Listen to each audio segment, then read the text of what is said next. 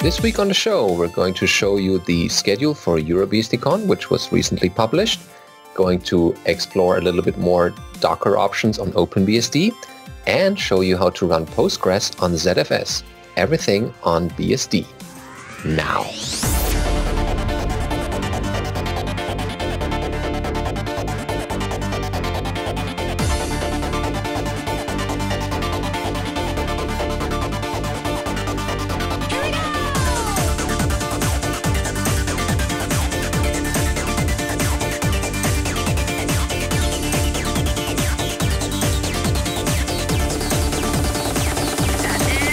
BSD Now, episode 196, PostgreZFS, recorded on the 31st of May 2017. Hi, I'm your host, Benedikt Reuschling. And I'm Alan Jude. And we're glad to have you this week. But before we get into our headlines this week, I want to say thanks to the GPN organizers that I was I had the pleasure of meeting some of those last week. I was at Karlsruhe giving a talk about FreeBSD, and I met some of the BSD folks there. It was a great time. And what was the name of the conference again? GPN, it's called Goulash Programmer Night, translated. So it was pretty much people hacking in smaller groups or bigger groups. They also had 3 parallel talk tracks, and it was pretty much everything you can imagine, from soldering to hardware hacking to programming a lot, of course, people hanging out and just having a good time, but also working with devices and teaching each other stuff about computers, open source in general. That was really nice. We had a demo scene presentation there with some really cool videos. We had horror stories from IT and sysadmin stories that we didn't record those because they used the names of the actual companies involved, but that made it even more funny. So you had to be there to get those cool things. But it was a really nice way of talking to people. I got a bunch of new contacts within Germany with the BSD folks there, and I hope I can, strengthen that bond in the coming weeks and months. Okay, enough of that.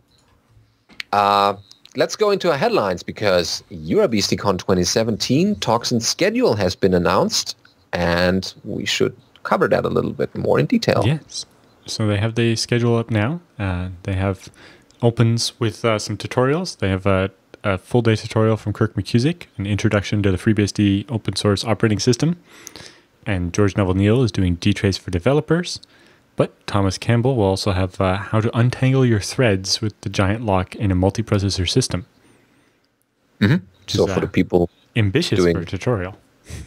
Yeah, it's a long tutorial, and I guess people who want to, start putting their programs into multi-processor environments, they want to get that tutorial, and the bits of that might be important. Also sharing what they've learned in NetBSD and OpenBSD. Yeah, like with locking and all that. So for the second day, Kirk's talk will continue. Michael Lucas has his core concepts of ZFS, which is half a day.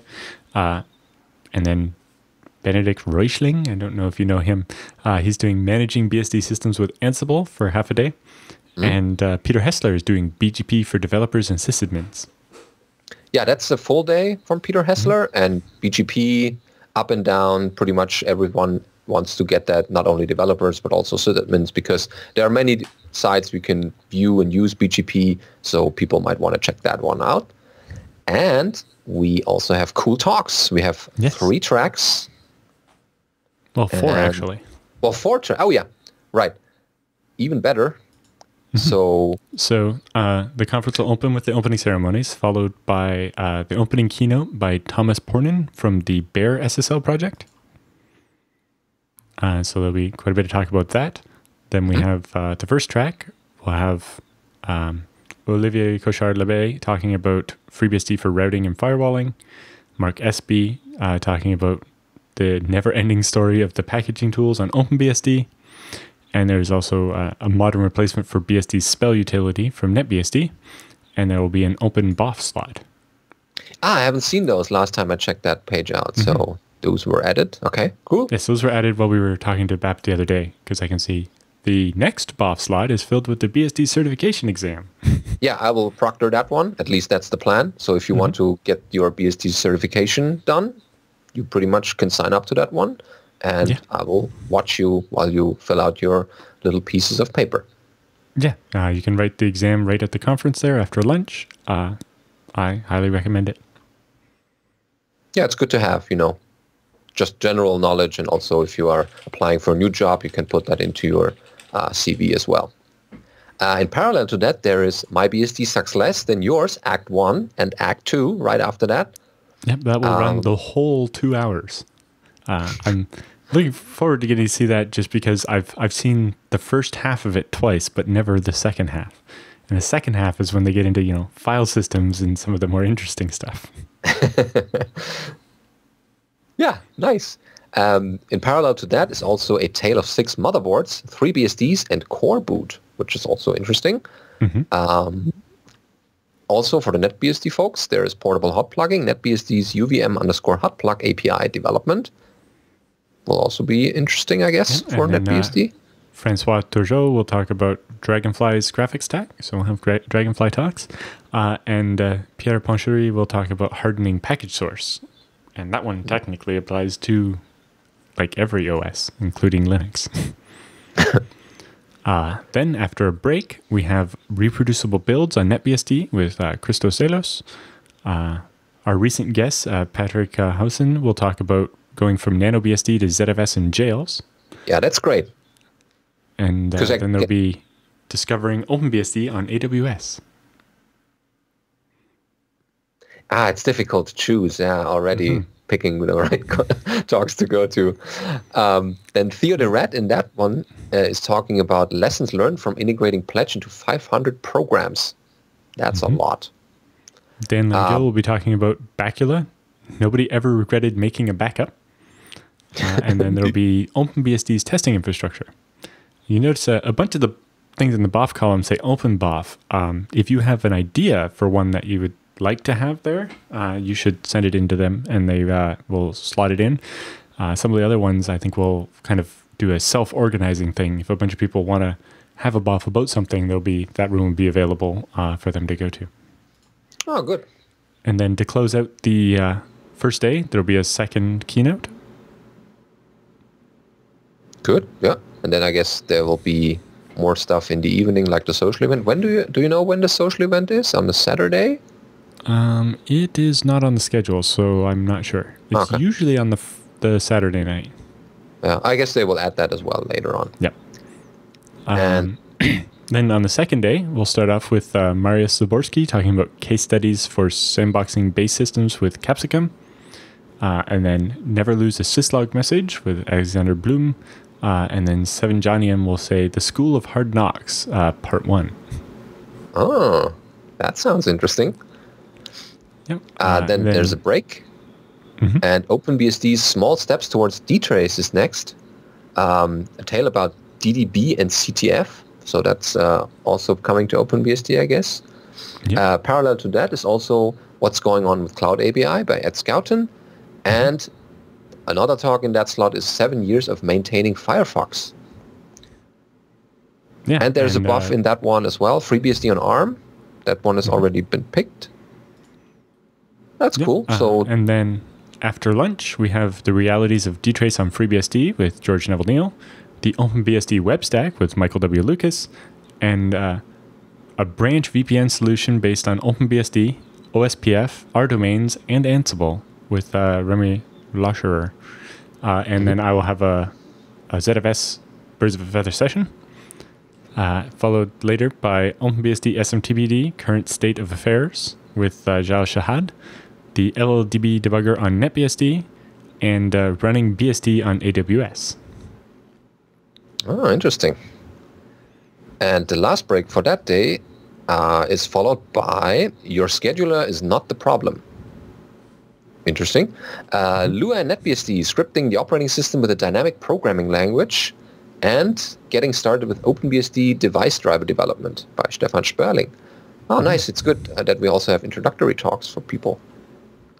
Yeah. And the conference is not over yet because then they will have a keynote by Brendan Gregg, which is the senior performance engineer at Netflix. And I guess he's never been to EuroBSDcon, at least not the EuroBSDcons I've attended, so I very much look forward to that one. Yeah. Yeah, it's an interesting conference. It's also nice to see that we have a good mixture between the different BSDs and not only hardware, but also, embedded and also, different things like schedulers, security, sysadmin stuff. I guess there's something for everyone in that one. And people can decide whether they want to, fill out open BOF slots. So sometimes if you're at a conference, you find a couple of people that are in the same interest areas that you are, and you will be like, it would be nice to have a little session together with a couple of people about the same topic, and then people can take those open BOF slots and pretty much discuss that specific topic in more detail. Yeah, it's nice to have some organically organized ones, but it's also nice to have some pre-organized ones so that the space doesn't go to waste either. Yeah, it's horrible if you have a big venue and only a couple of people are filling the rooms, and it's not very economical, I guess, for the conference organizers. That too. So, yeah, I guess we pretty much have a good conference going on there, and pretty much try to be there. Go to Paris in September and meet us there and the other BSD folks and have a nice conference with us. Yep. Look forward to seeing quite a few people there. Yep. Okay. So that was the conference, but next up is a OpenBSD. I think it's a port, but it's also a user story, an experience story about a OpenBSD port, or basically running OpenBSD on a mini notebook, 12.5-inch silver notebook. Xiaomai, I guess it's pronounced, because it's a Chinese notebook. Xiaomai My Air 12.5-inch ultrabook. So it's a regular laptop, basically, just very thin. And basically their adventures in getting it going. So basically it's a 6th gen or Skylake Intel Core M3 processor, 4 gigs of soldered on RAM, 128 gig SATA SSD, which I think it sounds like they'll change, and a small footprint with it only being 11.5 inches wide, 8 inches deep, and half an inch thick, and weighing only 2.3 pounds. Mm-hmm. Oh, that's a good starter notebook. The problem with that is it's difficult to get outside of the Chinese market, as far as I could get from the article. But nevertheless, the hardware is there, and OpenBSD was tested on it. So the article goes into how it gets started, a little bit more about the hardware, and it pretty much starts off with describing the hardware a little bit. We don't need to go into that much detail because there's a link. It's in our show notes. The interesting thing that they mentioned is that an interesting feature of the Air, that's what this machine is called, is that it comes with 128 gigabyte SATA SSDs, but can also be upgraded because it has an OpenPCIe slot ready to accept an NVMe SSD. So people who want to put that in, they might be able to use that as well. And so he says he upgraded it with a Samsung 256 gig NVMe, and while you can keep it running with that and the SSD at the same time, so it'd be great to ZFS mirror or something, he chose to remove the SSD to save power. Yeah, makes sense. But it's pretty accessible, not like other notebooks that I have seen recently.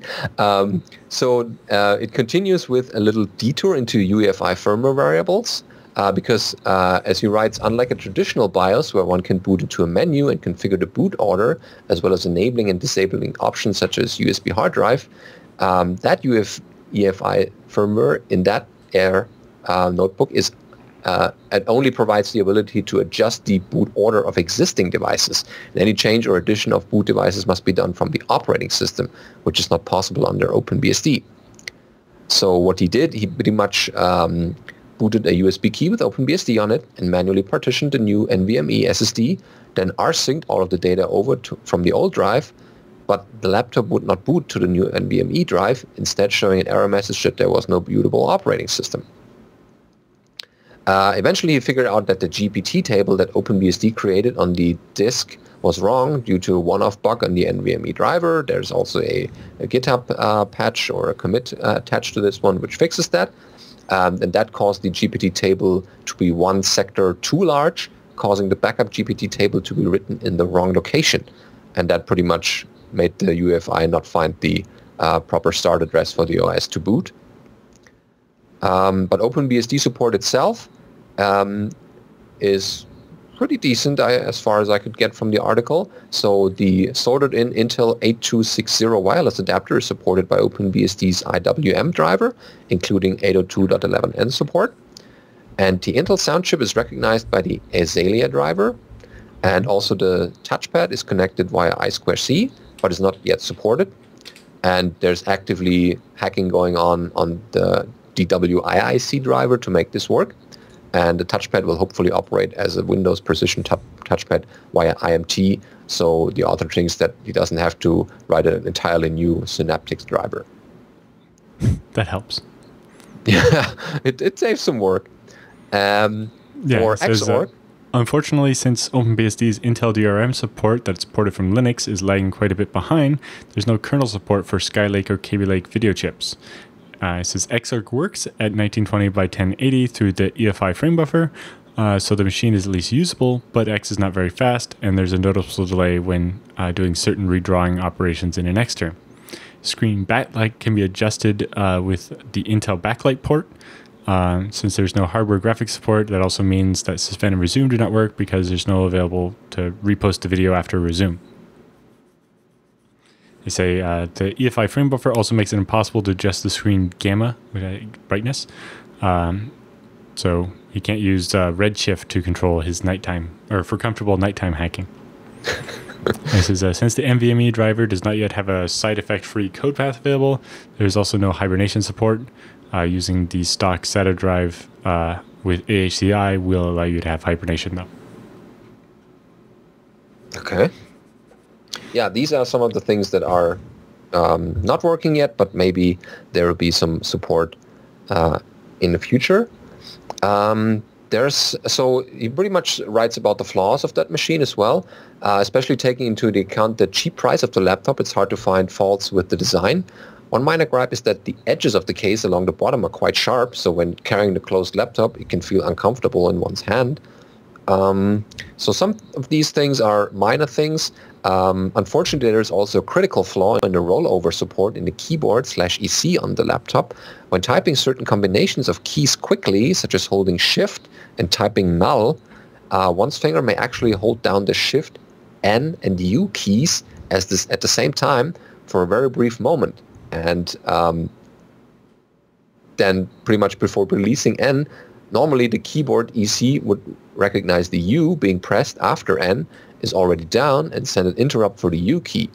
But unfortunately on this laptop, particular combinations of 3 keys do not interrupt for the third key as all until the second key is lifted, usually causing the third key not to register at all if typed quickly. So people who are, the keyboard ninjas and using a lot of keys in the same time or have a certain keyboard combination set up, this one might not work when they're using 3 keys for that.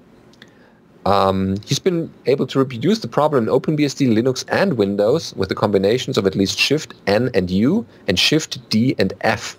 Holding Shift and typing the 2 characters in a sequence quickly enough will usually fail to register the final character. Trying the combinations without Shift, using Control or Alt instead of Shift or other characters, pairs does not trigger the problem. Which is something people that are very, like every Unix aficionado uses the keyboard a lot, and that might drive people away.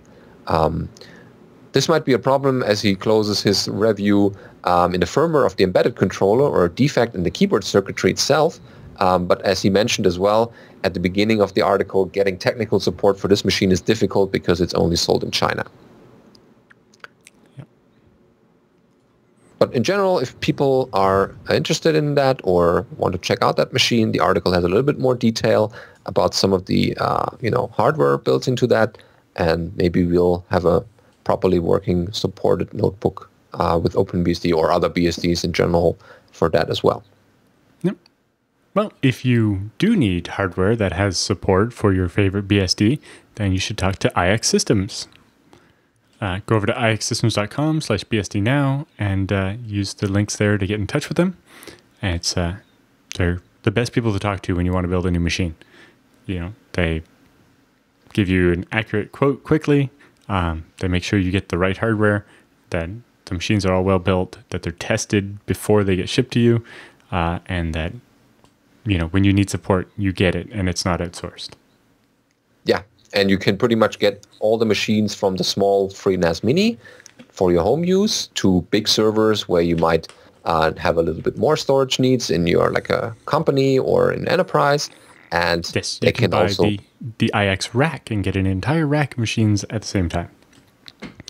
Yeah, they have it promptly on their homepage, and it's an interesting read. What kind of stuff they can provide with that machine? Yeah, basically that one gives you an entire hyper-converged data center in a box, right? You have some compute nodes to run Zen or KVM or VMware or Beehive, whatever you want to run, combined with 10 or 40 gig networking and the storage servers to back all the VMs. And give you high availability storage and unlimited growth for the storage. So you just add more shelves when you need more storage, and so on. It's, check out. Really nice setup.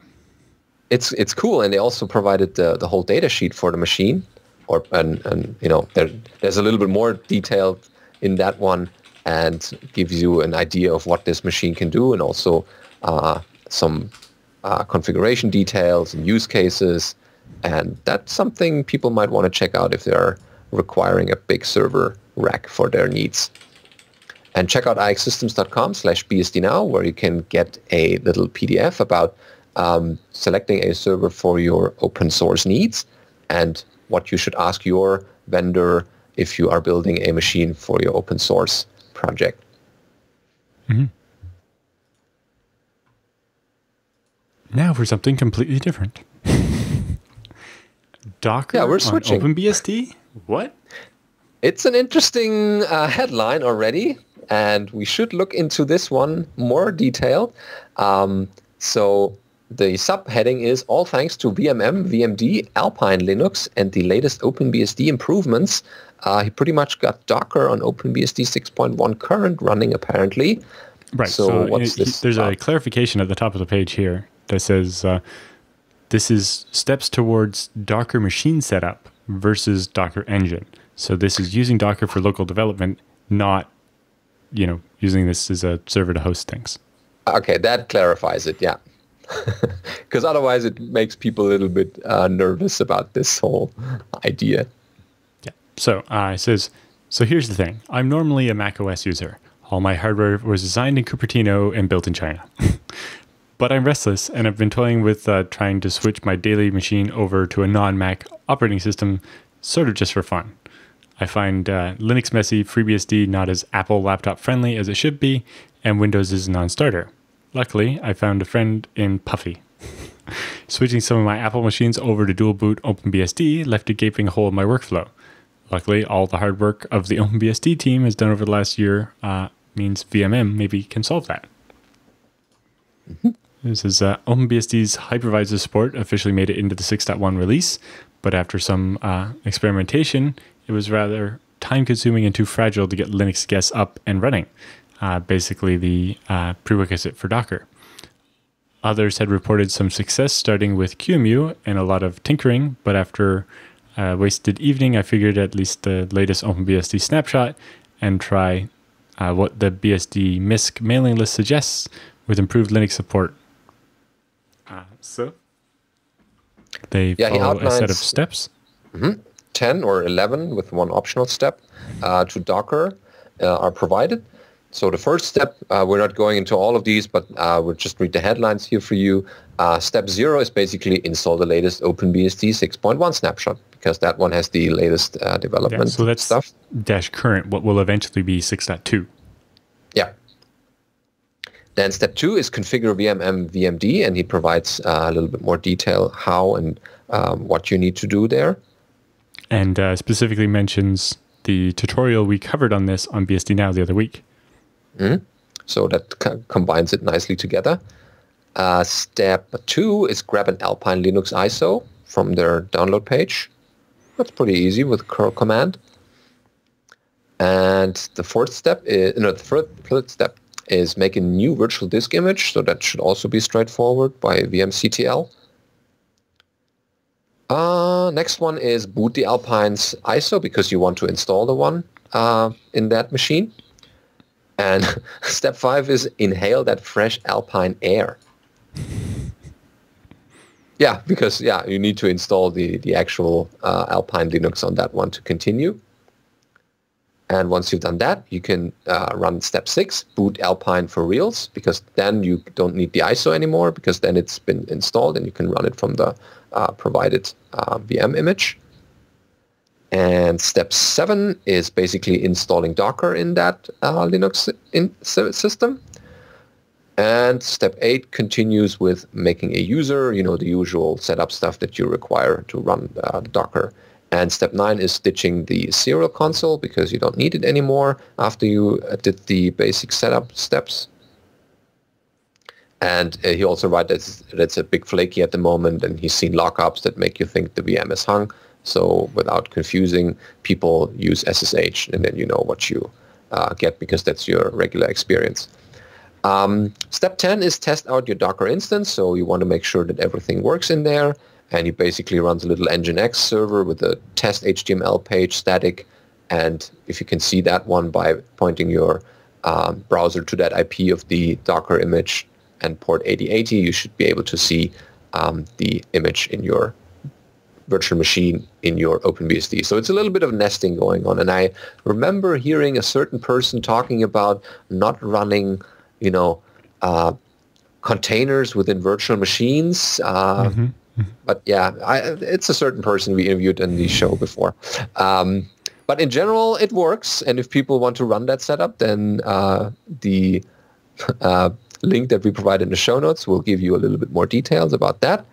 And he closes basically with, I haven't done it yet, but I plan on installing Docker Compose via Python's pip package manager, and I prefer defining containers in the compose files. So some of these can also be a little bit more details, and he provided all the Linux configurations in the appendixes, and some of the configuration steps are outlined in each of these individual steps that you need to do. Yep, and he has a little acknowledgement section at the bottom. It says, this wouldn't have been possible without lots of great source material, like OpenBSD's man pages, that VMM write-up on the HIR information report site that we covered the other week.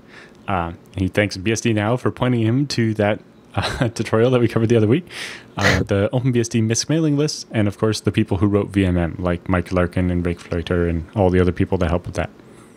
Mm-hmm. And I guess the VMM is still being heavily worked on. I guess didn't the OpenBSD folks have a hackathon going on in this week? I think it was last week? Over the weekend, at least, yeah. Recently, for sure. And maybe there will be some new patches coming up in VMM for that one. Maybe they will fix some of the problems that you experienced, and then it will be easier to run. Yes, but thanks to Dave for writing this up, and hopefully we'll have something else in the future that references Dave's work as the reason they get to go forward. Yeah, so we have a nice chain of references. That would be cool. It's nice to see that the stuff we share actually leading to new development or people being able to do things. Yeah, people not only watching the show and listening to it, but also following the links in the show notes and trying it out on their own.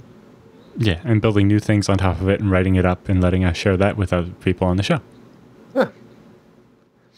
Okay, our next story is Postgres plus ZFS best practices and standard procedure by Jean Chittenden. So this is basically a big PDF for people that want to run this setup, which I highly recommend. It's his slide deck from Scale 15, which was this spring earlier in California. Yep. So I got a similar version on SlideShare, and I had the same problem of setting us. Well, it wasn't a problem, but I had to set up a Postgres server anyway for the university. And of course, I wanted to run it on ZFS, and that specific PDF gave me a lot of good tips of how to do that and optimize it a little bit more. And it basically starts off, if you're not using ZFS, you're losing data. Yeah, so the overview slide here basically says it starts off by reviewing Postgres from a storage administrator's perspective, so how Postgres uses the disk. Then we learn how to become a Postgres backup expert. Then we kind of learn a little bit about what block-based file systems work and how that changes with copy on write and so on. And in particular, how Postgres interacts with all of this. Then we walk through high-level abstractions of ZFS, and then some examples of how to use Postgres on ZFS with tips, tunables, anecdotes, and other stuff. Mm-hmm. So yeah, it walks through the basics of how Postgres uses the disk, right? So we're looking at, you have the write-ahead log and how it's written. Okay, so userland page cache is maintained in shared memory by Postgres. It uses an 8K page size. Each Postgres table is backed by one or more files in this PG data directory. If a file is bigger than a gig, it's automatically split into multiple files. And basically, it uses pwrite to write data into those files. And it's append only if there are no free pages, or it does in place overwrites if there are free spots already in the existing file. And it uses the write-ahead log extensively. The write-ahead is always append only. So it's 8K aligned writes. Each file is 16 megabytes and is pre-allocated. The logs are never deleted. Instead, they're recycled. So they're renamed to the next name and they move forward. Interesting question is, would it actually be better with ZFS to actually unlink those and pre-allocate a new one?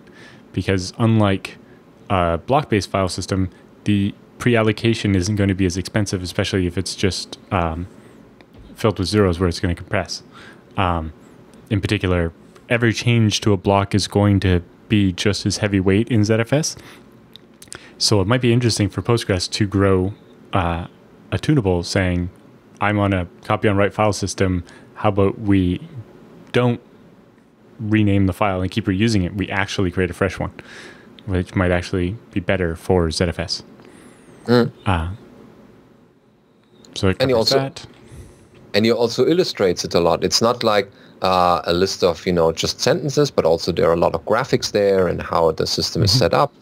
Like the Z-pool layer, the disks, the I/O schedulers, everything's there, and that helps you a lot of in a lot of ways to think about this setup and how Postgres and ZFS interact.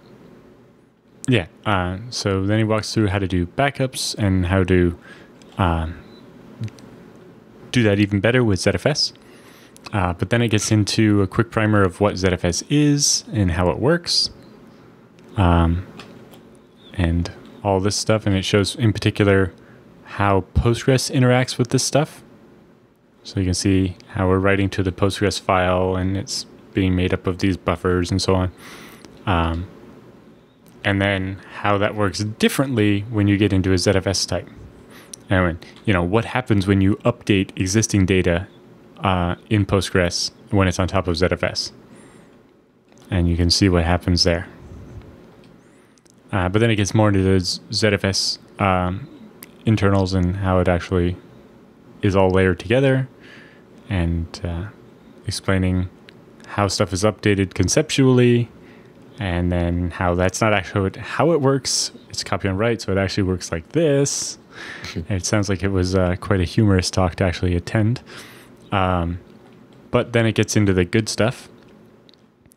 Some tips like always enabling compression, especially on a database. LZ4 is so fast, there's no real cost to the compression.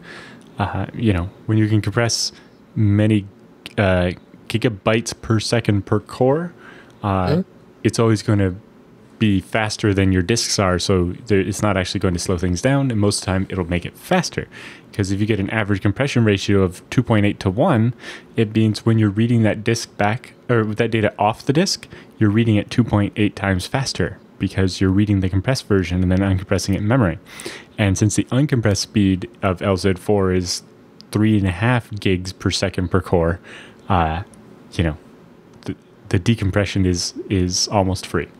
Yeah, that feature alone makes ZFS very, very interesting. Especially for databases and related things. Yeah. So yeah, there's that. How to tune the record size, turning off the last access time. Under which situations you want to shrink the shared buffer in Postgres and let ZFS do it with the arc, and when you want to do it the other way around and only have a smaller arc and let Postgres manage the data. It basically depends on the amount of data you have compared to how much RAM you have, which one will work better. Yeah, it's good stuff in there. I mean, I pretty much set it up. Not everything that he describes in there, but the most important bits. And it's working great. I had zero complaints from multiple users accessing that, and everyone was happy. And it's not also describing the backup, but also the performance optimizations you can do. Yeah, one of the interesting ones is as a side effect of the way ZFS works, where you do a bunch of writes and it combines them together and writes as one big block to the disk. It means that even on unrelated tables or related but not the same table, if you do an insert and it affects multiple tables or an update and it affects multiple tables, all that data actually gets written by ZFS together on the disk, even if it's a spinning disk, right? So that means if you inserted two records together, you're probably going to read them back together. And so the fact that they get written to the same place on the disk means that ZFS will read that faster. Whereas, if you're updating an old table and inserting into a new table on a regular overwriting file system, those blocks can end up really far apart. Yeah, and that would take seek time and finding those two blocks again. So it can be interesting to see how ZFS changes that. And they also, he talks about a tool called PG Repack, which apparently lets you reorganize the stuff on the disk, which might be useful. I haven't used that one, but I will check it out once I have the machine running a little bit longer and more users on that one. That might be interesting to check out. Yeah. Then it gets into bit rot. In particular, in the presentation, he focuses on SSDs because that was where his experience was. But it mentions that the same thing happens with regular hard drives, whether they're SATA or SCSI or SAS, and with fiber channel and all the other storage techniques as well. But he says bit rot is actually a studied phenomenon, and he's got some papers with abstracts here. In general, you get the bit error rate, which is the unrecoverable errors divided by the bits that are being accessed, and you get this unrecoverable bit error rate, which is how likely it is for the disk to give you the wrong data, basically. And here goes. A good SSD based on has it. Yeah, that one, a good SSD has a 4% per year chance of returning the wrong data. 4%. A cheap SSD, 34%. So if you just want to shop for an SSD, you might want to think about putting a little bit more extra money into it just to make sure you don't get those high bit error rates. Well, it depends. If you're using Unless ZFS you use and it can ZFS, deal with it, maybe you can save a lot of money. Yeah, indeed. So try ZFS and you won't get these bit error rates because ZFS cannot only detect those, but also correct them if you have the right pool set up. Yep. And so then he plugs these into a bigger formula. What if you have 20 SSDs in your database server, right? Maybe 10 sets of mirrors. If you plug those numbers in, suddenly now with the good SSDs with the 4% bit error rate, you're now at a 58% chance per year per server that you'll see an error. Whereas if you use the cheap SSDs, you're now looking at a 99.975% chance of a bit error rate on each server each year.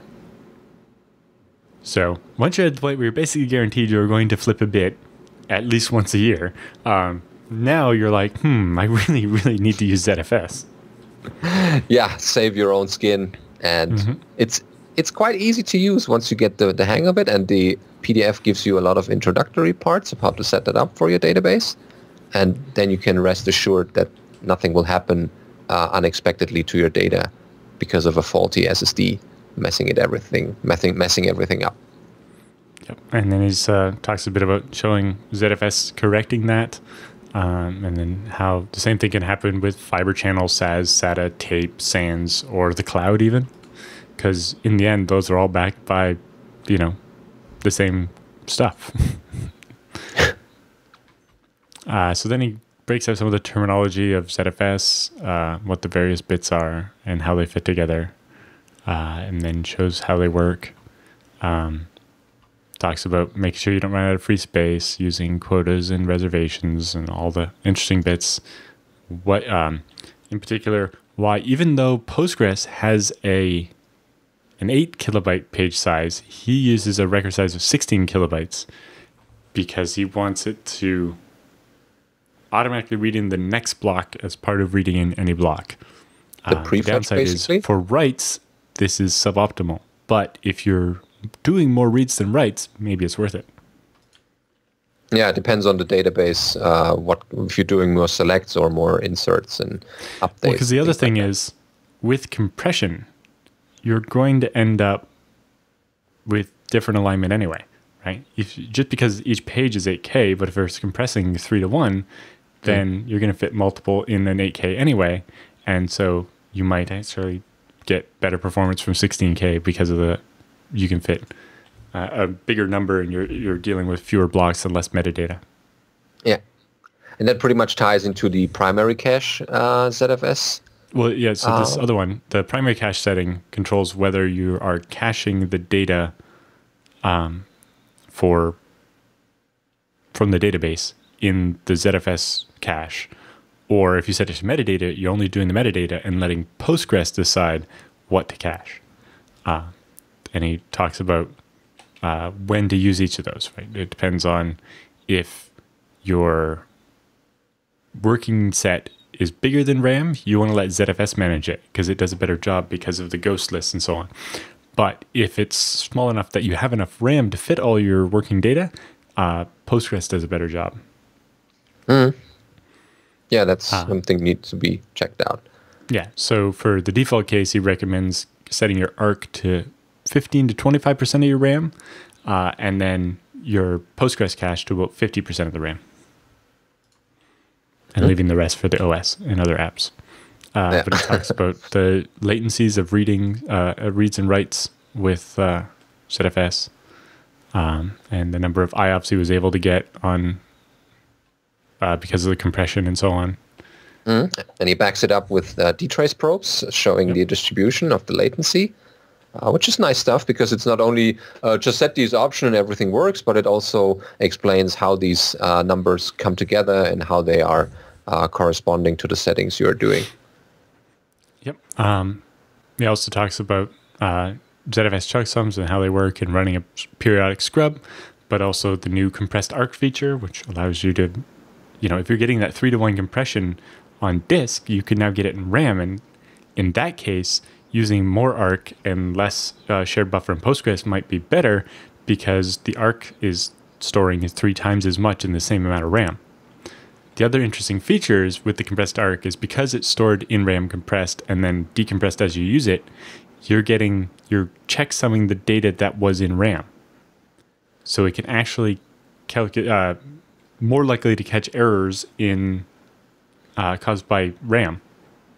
Yeah, before they hit the application. Check the checksum every time you're reading the block out of memory if it was compressed, whereas before it assumed the one in memory hadn't changed since it put it there and checked the checksum. Yeah, so we pretty much are safe with ZFS on, or Postgres on ZFS the other way around. Yep. But yeah, the compressed ARC thing is interesting because it could turn most of the older advice that's out there on its head, because suddenly using the ARC instead of the database's cache, for MySQL and Postgres, the wisdom had always been shrink the ARC down, let the database server handle its cache.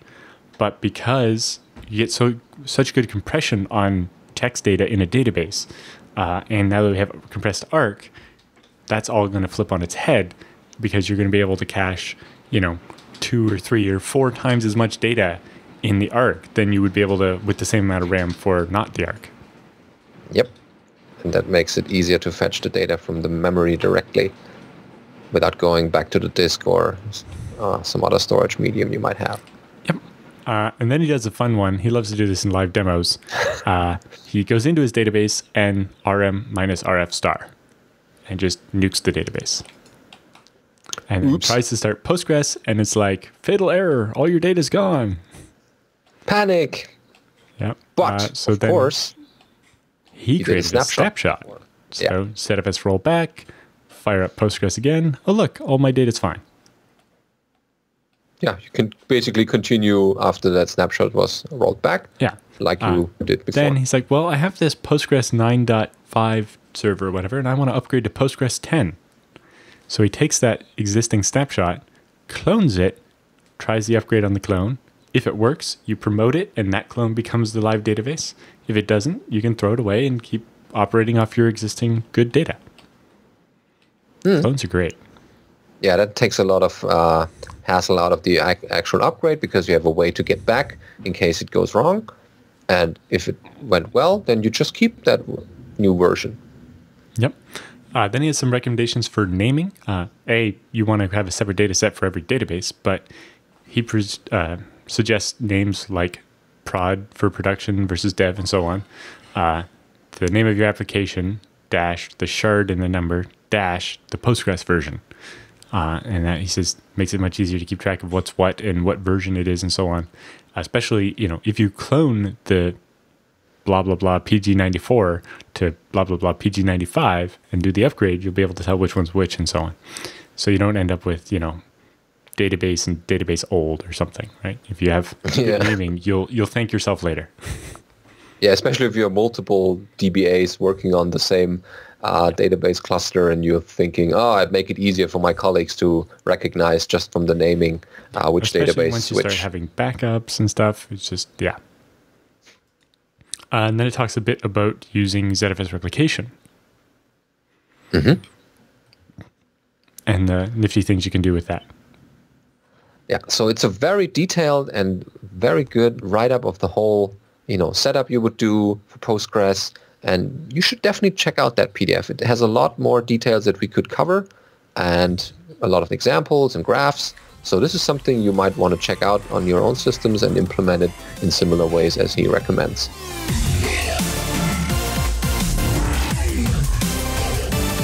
It's time for our news roundup this week. We're starting with TrueOS evolving its stable release cycle. So what's this all about? I have some news here. It says TrueOS is reformulating its stable branch based on the feedback from users. The goal is to have a release of the stable branch every 6 months for those who don't want to live on the edge with the rapid updates they get with the rolling release. But first, they start with request for a little more time. They say most of the TrueOS developers work for IXsystems in the Tennessee office.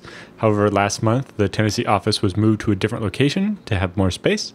As part of the move, we need to move all of our servers, and we're still getting some of the infrastructure sorted before moving the servers. So please bear with us while we continue this process. As we've continued working on TrueOS, we've heard a significant portion of the community asking for a more stable version of TrueOS. Maybe something akin to the old PCBSD release versions. In order to meet this need, we've redefined the TrueOS stable branch a bit. The stable releases are now expected to follow a 6-month release schedule and get more testing and polish before they actually get released. This gives users the option to step back a little from the cutting-edge rolling release. They still enjoy many of the benefits of the rolling release style with useful elements of FreeBSD current. So you'll still be on current, just not updated every couple of weeks. It'll be updated once every 6 months, and so you're less likely to run into some of the problems. Critical updates like emergency patches and utility bug fixes are still expected to be pushed to the stable release on a case-by-case basis, but again, after they've been tested and polished a bit. This also applies to version updates for things like Lumina and SysADM.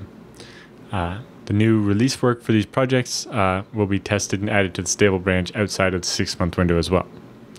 They say the unstable branch continues to be their experimental cutting edge track, and users want to follow along with our development and help us or FreeBSD test new features and still encourage people to follow the unstable track by checking the settings in the TrueOS update manager to pick which one they want. The nice thing is, with ZFS and boot environments, it's easy to switch back and forth. You can actually have both at the same time. So you'll be able to run the latest stable one, and if an update puts you in a bad place or something you're trying to do doesn't want to work, you can just reboot into the stable branch and get your work done, allowing you to kind of ride out those times when the current release isn't exactly what you want. I think that'll be a nice option for people to have. They say, as TrueOS evolves, it becomes clearer that one of the roles of TrueOS is to function as the test platform for FreeBSD. In order to better serve this role, TrueOS will now support both the OpenRC thing they've been working on, but also FreeBSD's traditional RC in its system, giving users the choice to use either of these two. While the full functionality isn't quite ready for the next stable update, it's planned to add after the last bits of work and the testing is complete. Stay tuned for an upcoming blog post on all the details of this change, along with instructions on how to switch between RC and OpenRC. I think especially for me personally, I think this is a important change. I've used TrueOS, PCBSD before, as an easy way to run the latest version of current on my laptop and use it as a user, and also to do some development. Up until TrueOS came out, for a long time, my laptop ran PCBSD, the 10 whatever that had been World and so on upgraded to current, making my own version of the rolling release of TrueOS before it was even a thing. But that worked. It gave me all the features I wanted from PCBSD and then TrueOS, but it was still FreeBSD. With some of the other changes going on, with like the change of OpenRC and so on, TrueOS kind of becomes its own thing and isn't necessarily helping me use FreeBSD, but as a useful laptop. And so now I can choose to stick on the old RC and stick around with my all the knowledge I already have about how FreeBSD's RC system works, and I like that, and I don't want that to change. I have that as an option, but I can still use TrueOS and get the DRM Next stuff and run on a modern laptop. So I'm very happy that they did that. Yeah. Speaking of OpenRC, by the way, there's a future article coming out at the FreeBSD Journal, and that one has a nice write-up of OpenRC, how it works and how the idea got started and what the current status is by one of the TrueOS folks at IX. So that's a future issue that's coming up. A little teaser. Okay, so I see there's cool new stuff happening. Yeah. So this week's episode is brought to you by DigitalOcean. If you head over to DigitalOcean.com, you can sign up on their website and get a FreeBSD or other operating system-based VM spun up in less than 55 seconds. It really is that quick. You just pick, you want FreeBSD 10.3 or 11, and do you want UFS or ZFS? And you click the button, you give it a host name, you choose if you want some of the other features like the private networking between multiple VMs and so on, and you hit launch, and then you wait less than 55 seconds, and then you can SSH into it. And you're good right away. Yeah, and it's very cool. You can take snapshots and clone them and do all that fun stuff, but if you do manage to break it, or if you want to run an OS they don't support, you can use their full HTML5 console thing to actually get basically BIOS level access to the VM and actually, replace the OS with one you want. So I know we've covered tutorials in the past on how to do that with OpenBSD and NetBSD, and I think even Dragonfly BSD. Whatever you want to run on DigitalOcean, you can do it. They just don't support it. But I've never needed their support, right? You start up the VMs there and you do stuff with it. It's pretty straightforward. Yeah, while other cloud providers have never even heard about the BSDs and don't provide support for that. With DigitalOcean, it's a little less difficult, and you can also get... The control panel is really easy, but you can also use the command line API tools or use the API with your own integration. It makes it super easy to do stuff. Yeah. So if you go over there, when you create your account, or if you already have an account but haven't used a coupon code, go into your account under billing, and there's a box for coupon codes. And if you type in FreeBSD Now, $10 extra will magically appear in your account. Mm-hmm. Yep, and that will get you started on your own DigitalOcean. Yes. Have some FreeBSD on us. Yeah. Okay. So now we're taking a closer look at logical domains on Sunfire T2000 with OpenBSD SPARC. Mm-hmm. So for those people who haven't heard about it, the T2000 is not a Terminator model. It's a Sunfire machine, which is not in sale anymore, which is unfortunate. Yeah, it's almost 10 years old now. But when I read you the specs, you'll not feel like it is. So other interesting thing, this is from that HIR blog that we mentioned in the earlier story about Docker. So keep up the good work. But yeah, there's some cool stuff in there. Based on playing with OpenBSD and VMM in the previous article we were just talking about, still on a virtualization kick, he played with his Sunfire. So he says a couple years ago he got it, the Sunfire T2000, which is a 2U rack mount server. It came with 446 gig SAS drives. That's not very impressive, but it's a 32-core UltraSPARC T1 CPU with 32 gigs of RAM. That sounds pretty modern to me. It is, yeah.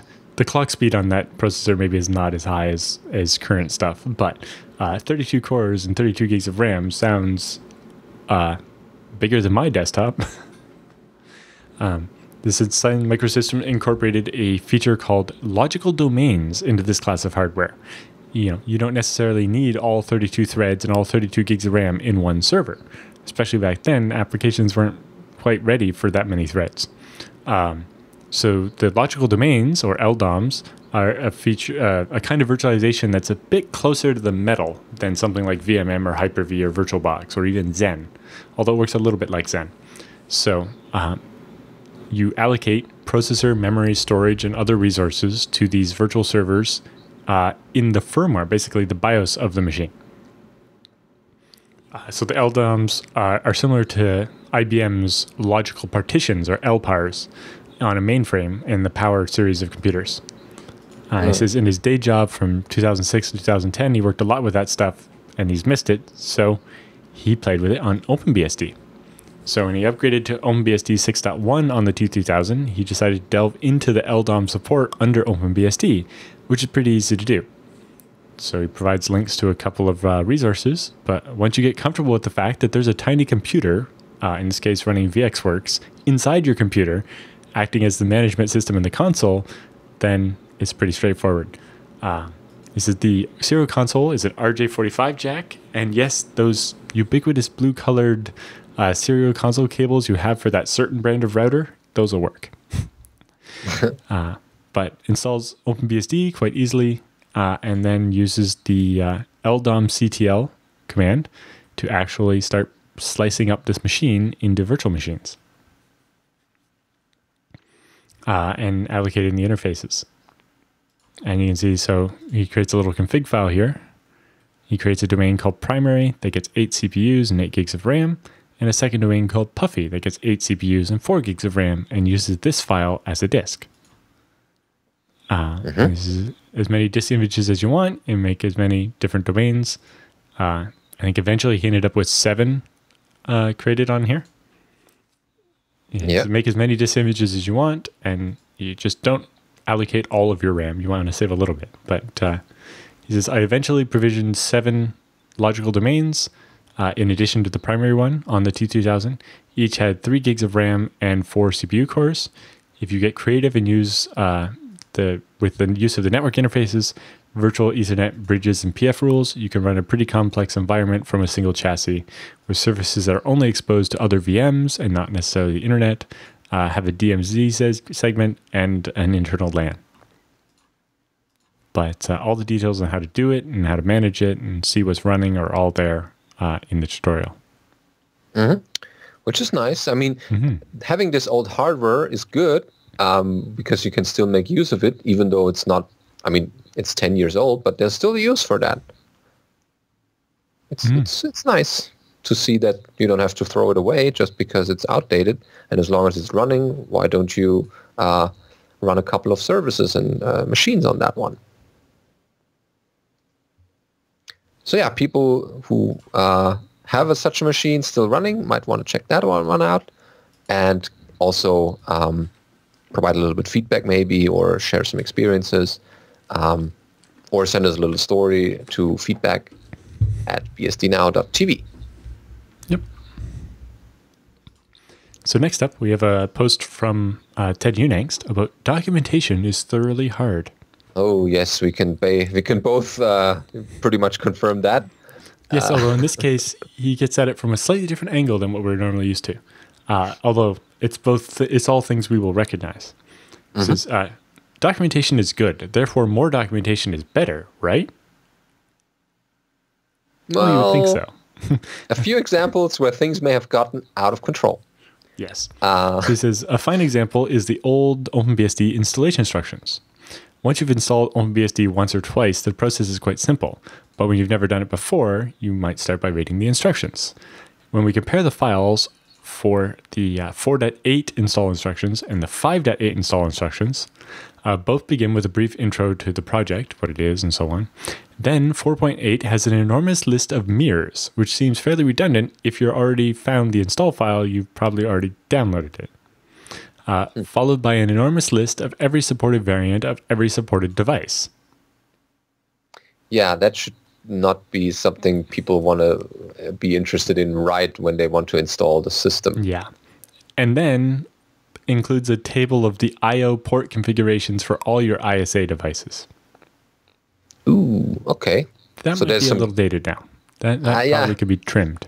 A little bit of rearranging and cutting maybe is also required. 1,600 lines later, you actually get to the installation instructions. Okay. Whereas now in the 5.8, you only have to go 230 lines before you get to the installation instructions. That's an improvement. This includes a full page of text about how to install from tape, which nobody ever does. It took some time to reorganize all this documentation, was actually an impediment to new users. Attempting to answer every possible question floods the reader with information for questions that they never actually planned to ask. Right. And it happens when you provide a lot of redundant information, people skip sections, and in that section they skip, there might be something, that they need to know. I've been there, Part of the problem is how the information is organized. Theoretically, it makes sense to list supported hardware before installation. After all, you can't install anything if it's not supported, right? He's like, I'm sure that there was that was considered when the device list was originally inserted above the install instructions. But as a practical matter, consulting a device list is neither the easiest nor the fastest way to determine what actually works. OpenBSD doesn't take very long to install. You could try to install it and see if it works. And if it doesn't, maybe you can consult the device list to decide if that was the problem. I know personally from the FreeBSD docs tree, we've been doing a facelift project and trying to add quick start sections to the top of each chapter to try to get the most important information to the user first, and then they can go through the rest of the useful information after. If they still have questions or whatever. But it helps. If people are coming with just a very specific question, try to get them that information first, and then the rest of the information. I need to know, nice to know, and then the other stuff. Then everything. People sometimes it's also helpful pick certain element from that. Yeah. It's also helpful to move data that's in the form of like lists and tables to appendices or something like that, where you can go and get it if you want it, but you're not stuck scrolling past it, and it's just too long, didn't read, right? But aren't standing in the way of you getting to the useful information. What's also interesting is he has this anecdote about NerdView signage. They have in effect provided a sign that will tell you exactly what the question is, provided you can already supply the answer. So in this case, it's an example of the signage for the Sydney, Australia Central train station in New South Wales. However, the list is organized based on how they organize the buses. So it tells you what buses go to which stand and so on. Whereas what you actually want is to know, okay, I want to go here. Which bus do I need to take? Yeah. Right? That would make and more so sense. if you know what stand, if you know what street you want to go, what street the stand is on and which stand you want to go to, you can find out where the bus goes. But you want to know, where you want to go, and you want to find out what bus goes there. And once you know that, you want to know which stand that bus is at. And once you know that, you want to know which street that stand is on. And so this bus schedule provides you that information in exactly the wrong order. It starts with the answer and works back to the question instead of the other way. Yeah, it's a little bit backtracking going on there. And I've seen the same thing happen in documentation all the time, right? The logical minds of technical people often decide to order information in what makes sense to them. What's the logical order to do it? Rather than trying to think of it from the reader's perspective, what order are they going to need it in? Or which axis should the table be on for them to look up take what they know and look up what they need to know. And try to get into the beginner's mindset of, I don't know anything about this stuff. What is the information that I need in which order to continue to the thing that I want to get going? Yeah, he says, in the end, I think copy disk image to USB and then follow the prompts is all the instructions one should need, but it's hard to overcome the unease of actually just making that jump and just deleting all the other documentation. What if someone is confused or uncertain? Why is this paragraph more redundant than that paragraph? And if we delete both, are we deleting too much? Yeah. And it says, sometimes we don't need to delete the information, just hide it. So the instructions to upgrade to 4.8 and upgrade to 5.8 are very similar with a few differences because every release is a little bit different. The pages look very different. However, because not all the recommended kernel-free procedure, which takes about half a page, is hidden by default now. So some of the stuff that not everybody's going to use, or most people aren't going to use, is hidden. You have to click to show it. And that means that someone just looking at the page can just find the information they need. And if someone in particular is looking for the instructions on how to install OpenBSD without a kernel, they can find that. Yeah. Yeah, a casual browser will find the page and find the upgrade process with ease and without having to go through a long ordeal. That's the other thing is what information you expose by default is often how the users decide if this process is too complicated to bother with. Yeah, if they don't understand the terms. So if you put this big scary thing about, if you want to do this complicated thing, you have to do all these steps. If that's not hidden away, then somebody looks and is like, you have to do all those steps without realizing that you only have to do that if you X, Y, Z. So this is, I think that's important as well. It was actually my original personal motivation for rewriting the ZFS handbook. The very first section of the handbook before I started was the custom kernel configuration required to run ZFS on an i386. Yeah. I'm like, okay. So I'm new. I don't know much about ZFS. I heard it's great. I go to the handbook and it's like, well, custom compile a kernel with all these weird options, but be careful because it might explode. It's like, that's not a great way to start. So I moved that to the very end and started off with why you might want to use ZFS and what the advantages are. In the first place, yeah. Yeah. So then Ted goes on, sometimes it's just a very tiny detail that's overspecified.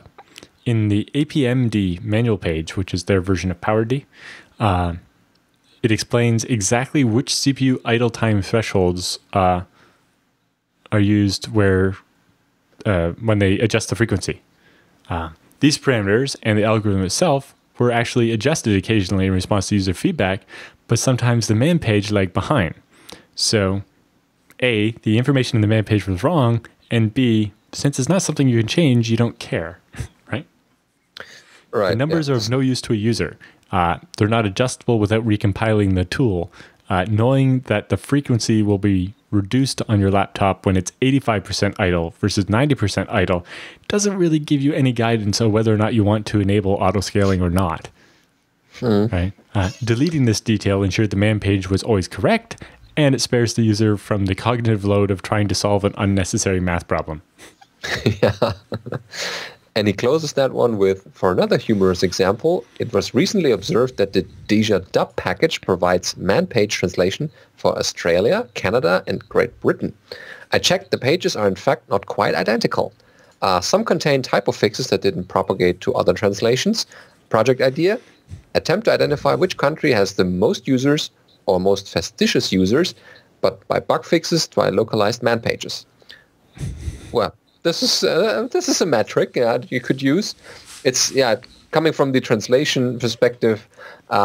It's difficult to keep those in sync while you started translation, and then you see, oh, there's a typo in the English original. You want to make sure that not only the typo is fixed in the English version, but also the typo isn't translated, because sometimes the words can change by a simple new added character. In this case, all three are English, right? They maybe just with different spellings of some words.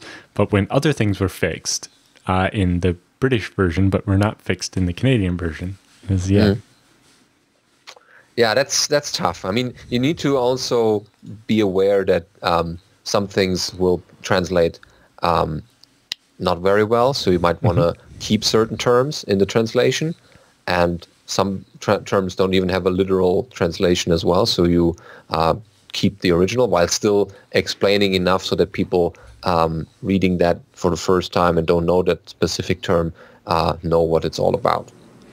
But people that do, that word maybe gives a more succinct description of what you meant than the attempt to make a literal translation, right? Yeah. Yeah, so Ted has a good couple of points here, and I mean, there's much more to it. But in general, it's not only rearranging and cutting out stuff or hiding things that aren't relevant to the certain thing you are explaining. It's also keeping the stuff updated and people working on that, even though it may be a little bit tedious. The FreeBSD handbook chapter on printing.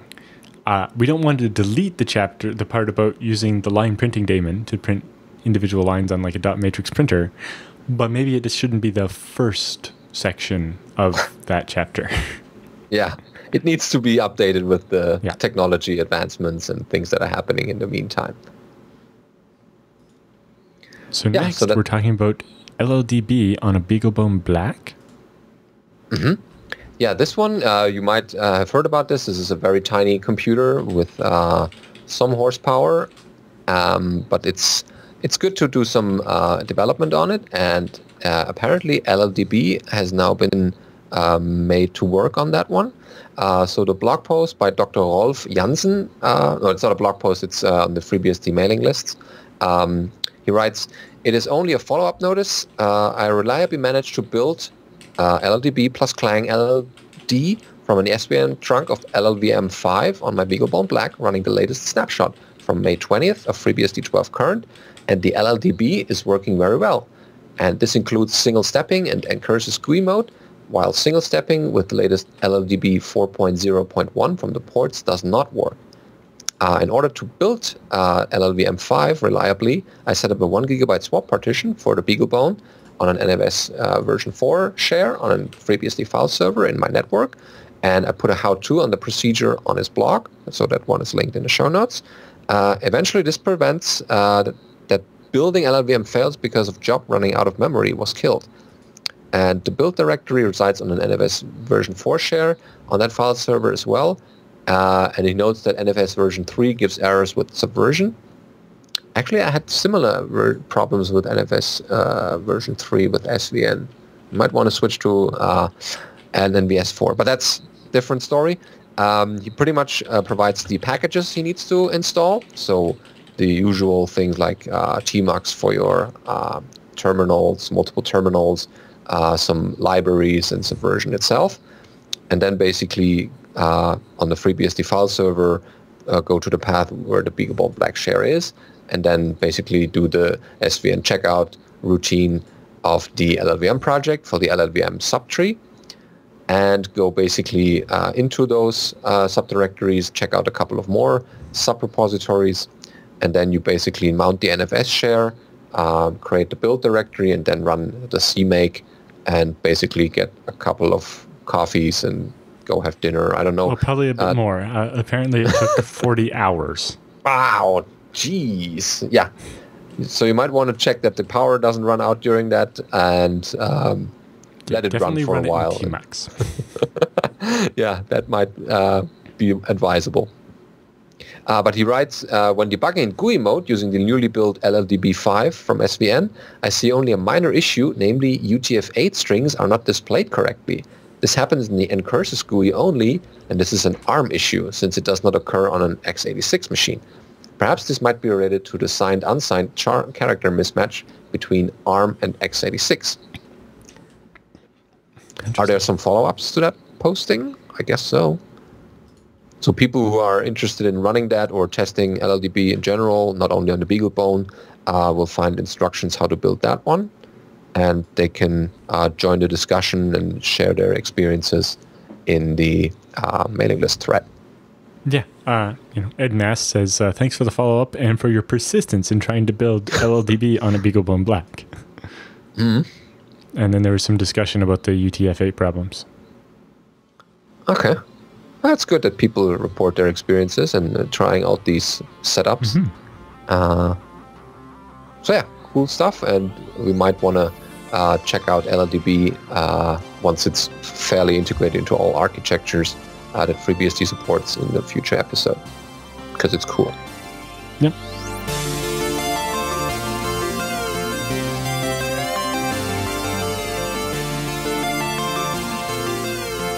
So it's time for our BSD Bits this week, and we start off with the Triangle BSD meetup on June 27th. That one is on meetup.com. And this one that one has Phil Schaefer talks about libxo, library for generating text, XML, JSON, and HTML output that's used on FreeBSD in a couple of utilities already. Well, that's cool. Yes. That should be quite good. I've talked to Phil about it before, and I've used libxo. I've converted procstat and a couple tools with it, and I'm been helping Ronaldo do it for ARP and a couple other commands. And it will be, the users group meeting will be hosted by RootBSD, which is another BSD-related company that does hosting. Oh, yeah. So definitely, nice. If you are in the Carolinas, you should definitely go and check that out. Mm-hmm. Okay. Then we have a post from NetBSD. Yeah, it's support for Controller Area Network, or CAN, in NetBSD. So this one, basically, it's on Hubert Feier's blog. Yeah. He's an old FreeBSD guy from Germany. I've never met him, but he's supposed to be a good source for BSD news or NetBSD news in general. Yes, we covered his CPU scheduler post and a bunch of other stuff he's written on his blog. It's been a very nice blog to keep track of NetBSD. Yeah. So he writes that Manuel Boyer has worked on NetBSD CAN support, and now he writes, I'd like to merge the Boyer socket CAN branch to head in the next few days, hopefully early next week or maybe Sunday, unless someone objects to the idea of socket CAN implementation in NetBSD. And then explains a little bit more about Controller Area Network, what it stands for and what it can do. And people who are interested in that, getting it running or working with it on NetBSD should check out the post and a little bit more links that are provided in the show notes. So in particular, CAN is a broadcast network used in automation and automotive fields. And so there's a standard used in marine devices that he's specifically targeting. But it adds a new socket family, AF-CAN, and a protocol, PF-CAN, as well as the CAN config utility, which would be the equivalent of like IF-config, I guess, used to set timing parameters for the CAN hardware. The branch also includes a driver for the CAN controller found in the Allwinner A20 SoC, which he tested on the AllMX Line 2 board connected to the PIC18-based CAN devices. So for automation stuff and possibly even controlling stuff in cars or getting data out of cars and so on, this all seems quite interesting. Yeah, we should check that out.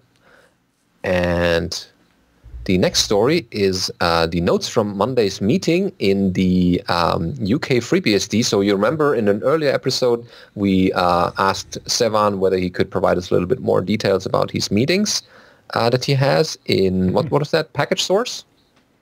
Well, that's separate from Package Source Con.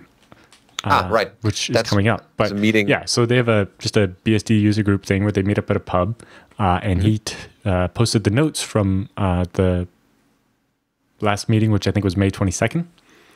So they talked a bit about undefined behavior and compilers and so on, and some presentations about that and what it means in 2017 versus what it meant in the past and so on. They have a interesting mailing list post where apparently Theodore Rad is being harassed by someone, and he wrote a bit about that on the mailing list. But then they talked about Rust versus WebAssembly versus whatever the other thing is. I said something else I've now forgotten. And which one of those will end up saving the day this year. Mozilla's development of Rust and how that could potentially be as revolutionary as Zool, their templating language or whatever. On the road to getting rid of OS X. Savant's been working on running BSD instead. And then, so that led to FreeBSD on laptops. And then they had a NetBSD embedded workshop. Talked about Lua improvements, including new bindings they have for NetBSD, which if you're interested in that, like we mentioned at the top of the episode, there's going to be a talk about it at EuroBSDcon. Then they've been looking at the Package Source Con talks, still looking for more talks. So if you're interested in speaking at Package Source Con, please get in touch with them. Talking about having a laptop for running each of the different operating systems. It's going to end up like me with a stack of laptops. Yeah, carrying those around won't be fun. Looking at Refit as a EFI boot manager. So I guess that's different from Refind. Looking at the improvements to TrueOS and some oddities that they're seeing there. Looking at NPF, the not packet filter or NetBSD packet filter. And then looking at scripting NPF with Lua, which would be really interesting. Playing with mixing ports and packages on FreeBSD. Tracking the stable FreeBSD ports branch as opposed to the latest one. And fast machines to turn around full builds rapidly for testing. And using non-QWERTY keyboard layouts and disk encryption passwords on FreeBSD. Yeah, I don't think my Gelly stuff will work very well with non-QWERTY keyboards. It mostly relies on the BIOS, though. Oh, can we like make that available for non-QWERTY keyboards? Or is that too early and it doesn't fit in the... So, if the BIOS understands that it's a non-QWERTY keyboard, it should work. But if the BIOS doesn't, then yeah, that's outside of the control of the bootloader. Okay. Hopefully in EFI mode it'll work in the future. This had a little bit more capabilities. Okay, good to know. Sevan also built this other website, runbsd.info, where he got the logo from Phyllis. And it's got a little bit of history on the common BSD history, and then the specific history of each of the 4 projects. And then talks a bit about some of the common themes between the projects, and a GitHub repo for the website so that people can add more information on their favorite BSD. Oh, okay. Yeah, people have remembered probably that they saw those stickers, those Run BSD stickers. They're pretty popular at conferences, and they are now on many laptops. Yeah, it's a nice thing on the whole Run DMC play. Okay, yeah, it would be nice to see the website evolve over time. And the next one is nice. That's the BSD Cambridge 27 travel grant application on the FreeBSD Foundation blog. So if you need financial assistance to be able to go to the FreeBSD Cambridge Developer Summit, which is coming up in August, you need to submit your application before June 13th. which is only a couple days after BSDCon, so you should definitely do it before BSDCon instead of after. Yeah. And that one is going from the 2nd of August to the 4th of August. So a couple of days with BSD folks doing some hacking, discussing little working groups. There's a couple of stuff going on at Cambridge. Yes, that you want to check reminder, when you're planning your travel, go home on Sunday, because on Saturday we're going to do some cool touristy stuff. Yeah, there's a lot to see in Cambridge, and there are a couple of new museums we haven't seen. It's nice, definitely, being in the UK. Okay, and last but not least, there's a new BSD Mac being released, and it has a couple of new articles in it, of course. Some interesting ones, like the nearly online Z-pool switching between two FreeBSD machines, and OpenSSH jump server with two-factor authentication. And also even just doing GUI programming in FreeBSD with Perl? Oh, PerTK even. Interesting. And a little article, or maybe not so little, DevOps with Chef on FreeBSD. People might want to check out if they are in the automation space. And a couple of things about development tools and some other articles. So people can check out the write-up and introductory section and get the BSD magazine by... is it free to download, or is it login required? It's free to download after you give them your email address or something. Okay. Yeah, so people who want to read BSD news in a little magazine form, that's a good thing they could check out. Yep. This week's episode of BSD Now is brought to you by Tarsnap. Go to tarsnap.com/BSDnow. Yeah, because that one gives you the online backups for truly paranoid. And if you are having backups to do, which we all have to do, and want to store them in a secure location in the cloud, then you should go with Tarsnap, because that one provides encrypted backups, and no one else, not even the Tarsnap folks, can get to this. If you're the person holding the key, then you're the only person who can access those backups. No one else. And if you lose the key, then the backups are gone. No one can help you retrieving them again. But Tarsnap is the thing. If you know how to use tar in general on a command line, then you know how to use Tarsnap, because it's built on a similar command interface. And the page provides you with all the stuff that you need to know about what Tarsnap is and how it works. And it also gives you a couple of different binaries to download for your favorite Unix system that you're using, for the Linuxes, the BSDs, Mac OS X, and even Windows. So that one is a nice option for you to take your backups in the cloud. Yep. So on to questions. Our first question is from Philip. He says, "Hello, Alan and Benedict. Thank you for hosting such a great show. Been a big fan of FreeBSD for 3 years now." Oh, wow. Yes. Are we planning on airing a show about Beehive? I suppose we could talk more about Beehive. Did you have specific questions? Yes, especially about the internals of Beehive and using a Valley switch. So maybe at BSDCon we can corner somebody from Luigi's group about the Valley switching. I haven't heard of something recent. I haven't heard that much about the Veil switching in a while. Maybe either it's stable enough that people are using it. There's one or two talks from that group at BSDCon, so okay. I'll have to check that out. He also asked about optimization tips for high I/O storage in Beehive. If you really need super high I/O in Beehive, I would use hardware pass-through to pass the disk controller into the VM and then use the disk that way. Outside of that, disk I/O is when you add all the amount of virtualization and stuff to it, it's a bunch of extra work and copying stuff around. But that's a very specific requirement. It seems like you already know what kind of workload you're going to have or what kind of requirements you're trying to satisfy with Beehive. Maybe that would be something we need to discuss a little bit more details in a follow-up. He also found my presentation from VBSDcon 2015, interesting things you didn't know you could do with ZFS.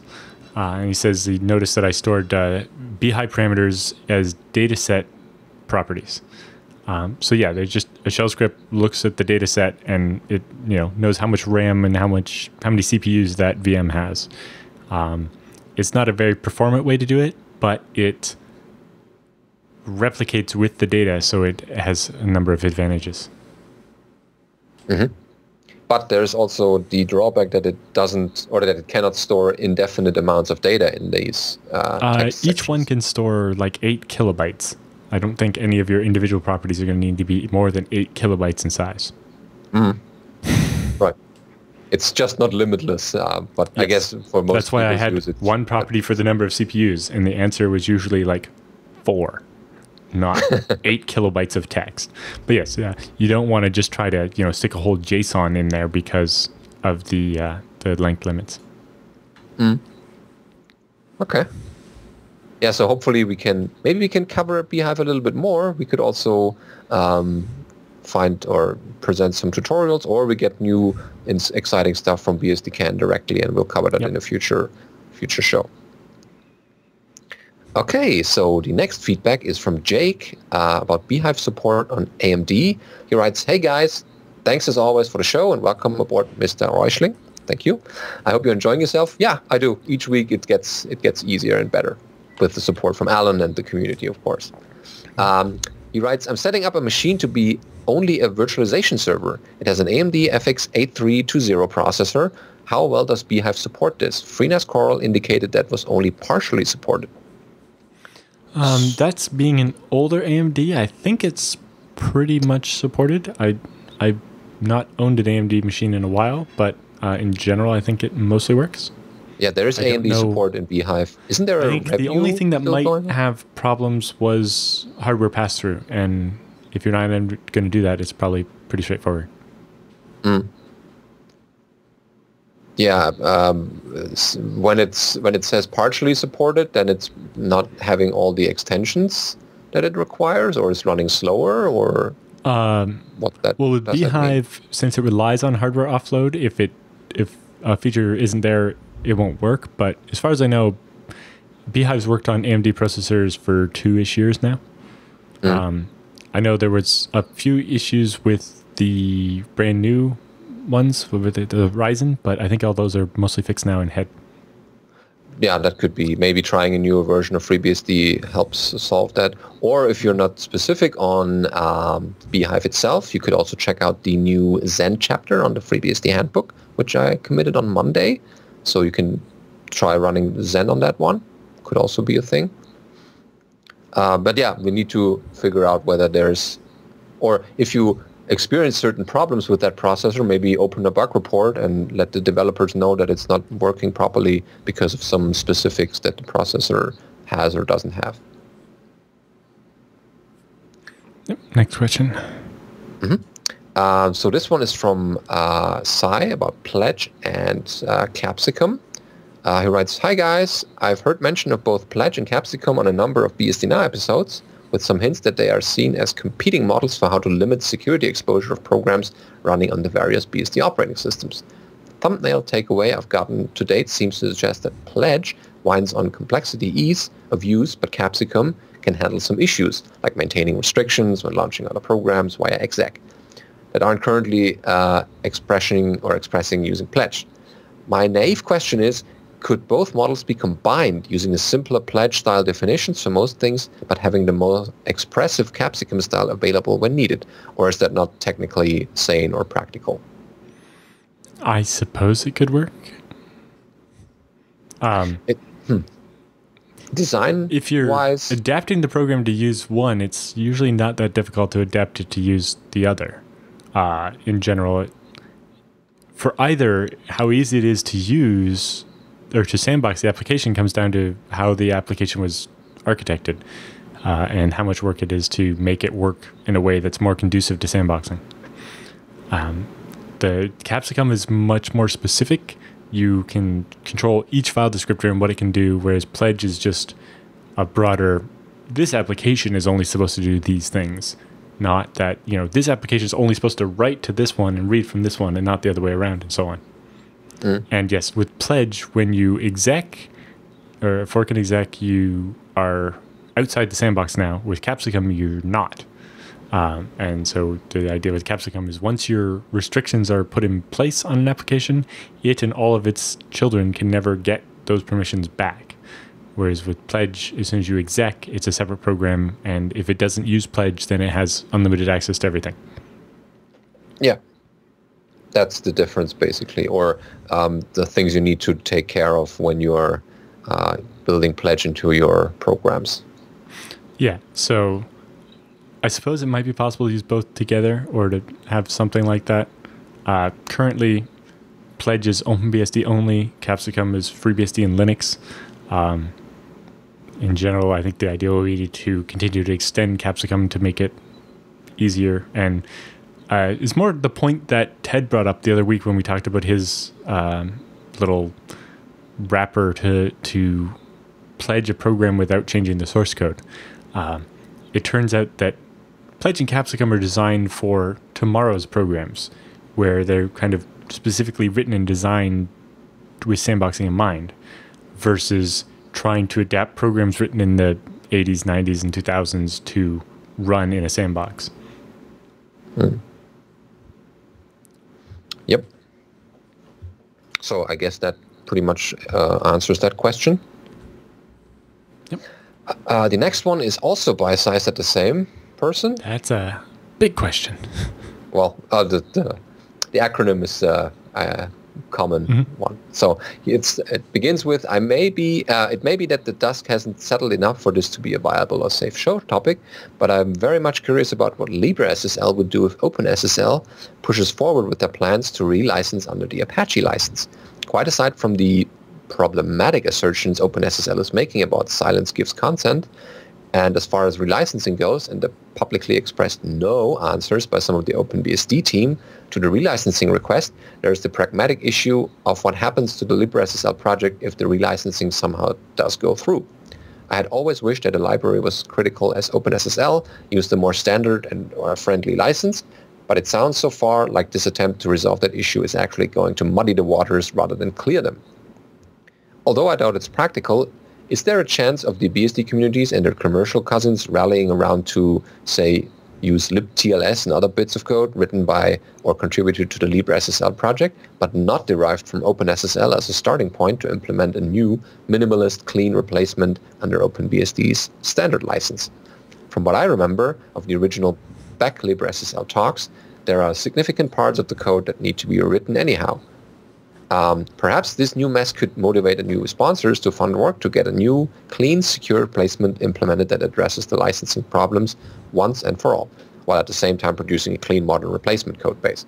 I suppose that I'm saying it's a bit like casually suggesting rewriting Xorg from scratch, particularly since folks in the US are more or less disqualified from helping.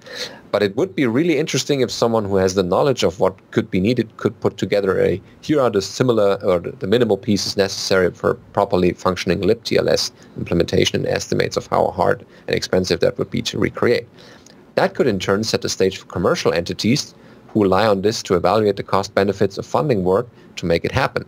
And if the libTLS API was the one of that could be used without the licensing issues haunting everyone, it would be a strong motivator for the software ecosystem to update itself to a more modern API.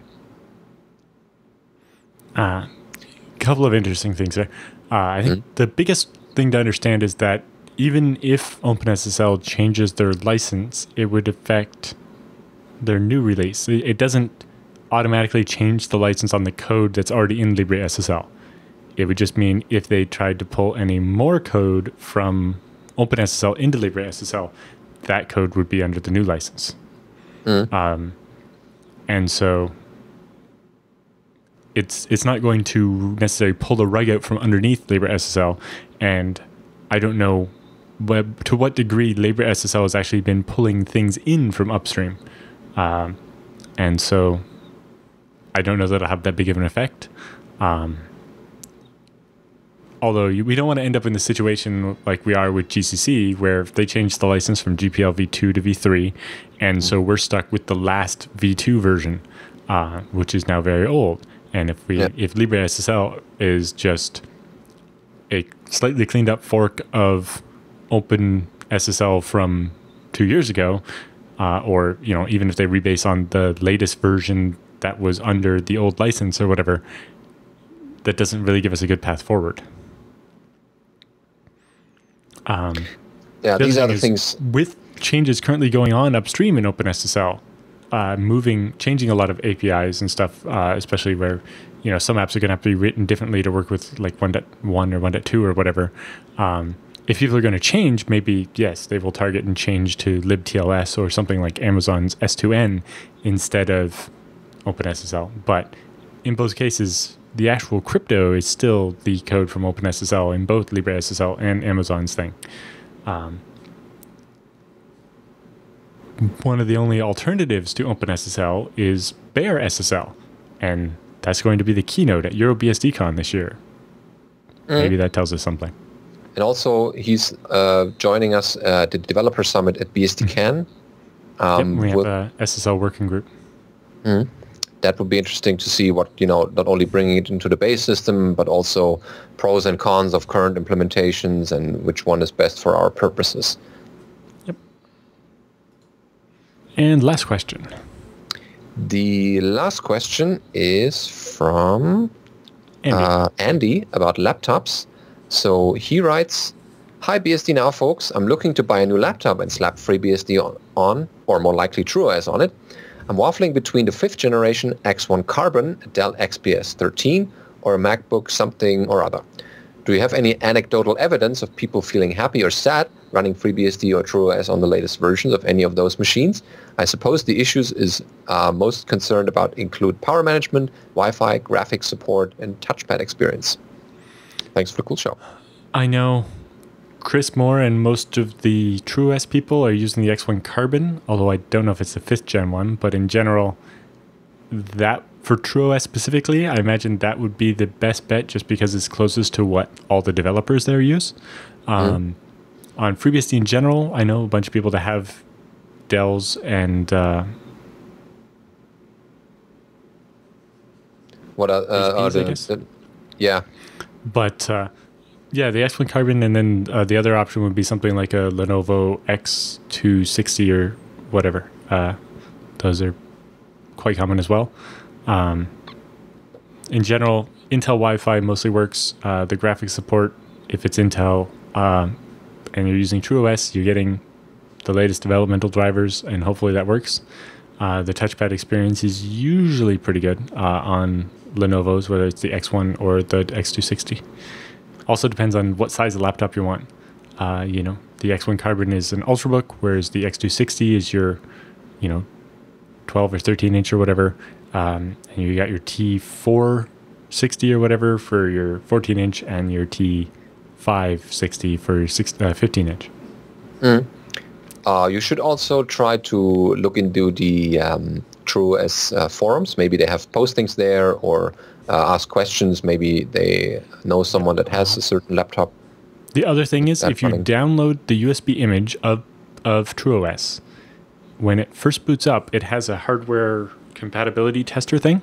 So if you take TrueOS on a USB stick with you to a computer store, you can plug it into a couple of different laptops, boot up the installer, and run the hardware compatibility tests, and it'll tell you which devices it supports and which ones it doesn't. You could maybe, make sure it detects the Wi-Fi and that it, can play sound or whatever, and gives you a better idea. Able to try it out on a couple of different machines and see which one looks like it's going to go better for you.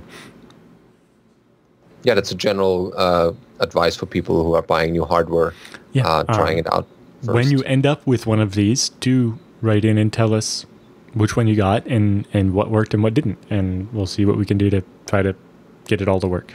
Yeah, because there might be other listeners and people who want to have a similar consideration and want to know whether their experiences were good or bad with a certain model. That helps a lot, not only getting people using FreeBSD more or TrueOS, but also knowing that the certain hardware vendors have better support than others. Or if something doesn't work, maybe the Wi-Fi doesn't work because it has some exotic chip in there, then you can also send us a bug report, and we have people who might send you test patches and see whether it works better after that. It's not a total dead end if you're finding a certain component not working. It's just a matter of writing the driver for it or getting the right people involved in developing that. In general, the Wi-Fi works, so that's not a problem. If it is, the solution is usually a $10 USB Wi-Fi dongle. Yeah, it's not the end of the world if that doesn't work. Or it could be any other component. It doesn't have to be Wi-Fi.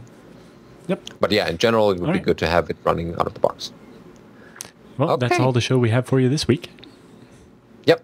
Thanks for watching, and see you next week in a little different format, but you will see then. Yep. Also, if you happen to be going to BSDCon, do maybe try to keep a couple mental notes and write us a little trip report when you get back.